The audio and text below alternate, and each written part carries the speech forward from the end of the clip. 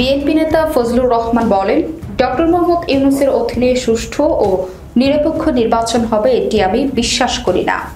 জাতীয় নাগরিক পার্টির এনসিপি তার দল আর জামায়াতের সঙ্গে ডক্টর ইউনূসের রাতের যোগাযোগ আছে। প্র্যাকটিক্যালি জামাত দেশ চালাচ্ছে। বৃহস্পতিবার ঢাকা প্রেস নামের একটি গণমাধ্যমকে একান্ত সাক্ষাৎকারে এসব কথা বলেন ফজলুর রহমান। সম্প্রতি বিএনপি থেকে 3 মাসের জন্য তার পদ স্থগিত করা হয়। অন্তর্বর্তী সরকার প্রধান উপদেষ্টা ডক্টর মোহাম্মদ ইউনূসের নেতৃত্বে সুষ্ঠু নির্বাচন হবে বলে বিশ্বাস করেন না ফজলুর রহমান। তিনি বলেন, ডক্টর ইউনূসের অধীনে কোনো সঠিক নির্বাচন, সুষ্ঠু নির্বাচন হবে এটা আমি বিশ্বাস করি না।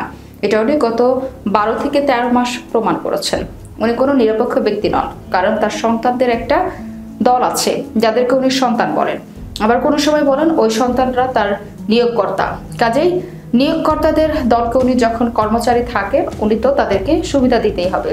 এই কারণে এনসিপি তার নিজের দল আর জামায়াতের সঙ্গে তার রাতের যোগাযোগ আছে এবং জামায়াত প্র্যাকটিক্যালি দেশ চালাচ্ছে।